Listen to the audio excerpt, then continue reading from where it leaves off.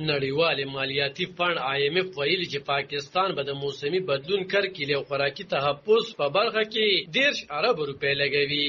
نړیوال مالیاتي فند یا IMF په خور شوي بیان کې ویلي چې د پاکستان اوسنی حکومت د ننګونو سره د مقابلې لپاره یو عملی پلان جوړ کړی دی چې تر مخه به 10 ارب روپۍ د موسمي بدلون کرنې او د فوډ سکیورټي لپاره لګول شي. د IMF په بیان کې یادونه شوي چې پاکستان په نړۍ کې د نورین د خطر سره مخ دی او دا خیوات به د ملګرو ملتونو د چاپیرچل له پروګرام څخه مرسته ترلاسه کړي. دغه بیان په داسې حال کې مه راغلی چې په پاکستان کې د پشکال بارانونه روان دي او سختو بارانونو ته د دمه لسګونه کسان وجلي دي. د پاکستان د قدرتي افتونو سره د مقابلې ادارې NDMA د خورشو تازه شمیرو ترمه د پشکال په اوسني بارانونو کې تر دې دمه وکمسل کسان مړه شوي او 150 څخه زیات ټپیان شوي دي. د قدرتي افتونو کارپوه عایشهان خبرو کې ویل چې دغه رنګ افتونه برازي کو چری د دې څخه زیات زیان کیږي او د عمل سره دومره توان نوي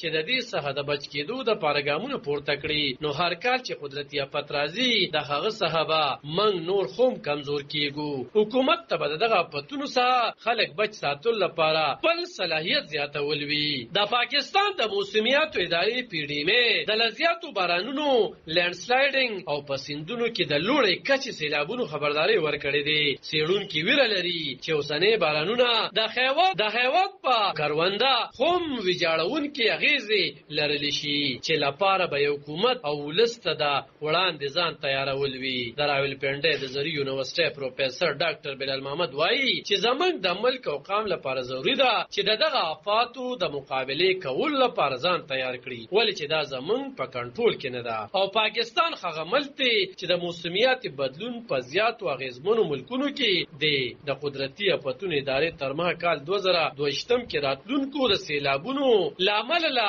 3 میلیون څخه ډېر خلک اغیزمن شوي. خوشا 1900 یو کم سلويخ کسان مړ شوي او نږدې 8 میلیون خلک یې بې ځای شوي.